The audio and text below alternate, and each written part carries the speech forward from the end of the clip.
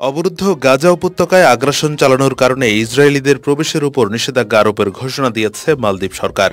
এই নিষেধাজ্ঞা কার্যকর হলে ভারত মহাসাগরের ছোট্ট এই মুসলিম প্রধান দেশে আর কোনো ইসরায়েলি প্রবেশ করতে পারবে না।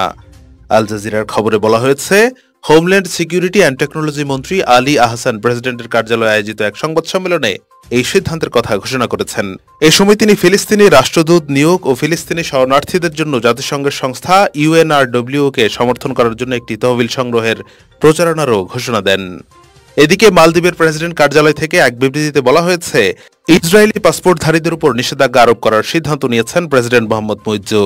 তবে ওই বিবৃতিতে ঠিক কখন এবং কবে থেকে নতুন এই আইন কার্যকর হবে সে সম্পর্কে তেমন কিছু বলা হয়নি। এছাড়া ফিলিস্তিনিদের পাশে মালদ্বীপবাসী নামে একটি জাতীয় তহবিল সংগ্রহ অভিযান শুরুর ঘোষণাও দিয়েছেন মুইজ্জু। দৃষ্টিনন্দন সমুদ্র সৈকত ও বিলাসবহুল রিসোর্টে টানে প্রতিবছর বিশ্বের বিভিন্ন দেশের লাখ লাখ পর্যটক মালদ্বীপ ভ্রমণে যান। গত বছর 11,000 ইসরায়েলি মালদ্বীপ ভ্রমণ করেছেন, যা দেশটির মোট পর্যটকের 0.6%।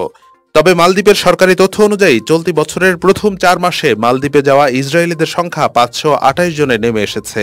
এই সংখ্যাটি গত বছরের একই সময়ের তুলনায় 88% কম। গত অক্টোবরে শুরু হওয়া যুদ্ধ ঘিরে ইসরায়েলের বিরুদ্ধে মালদ্বীপের জনগণের মধ্যে ক্ষোভ বেড়েই চলেছে। এছাড়া দেশে ইসরায়েলিদের প্রবেশে নিষেধাজ্ঞা আরোপ করতে প্রেসিডেন্ট মুইজ্জুকে চাপ দিয়ে আসছিল বিরোধী দল ও জোট সরকারের মিত্ররা। এরপরই মূলত মালদ্বীপ এমন সাহসী সিদ্ধান্ত নিল।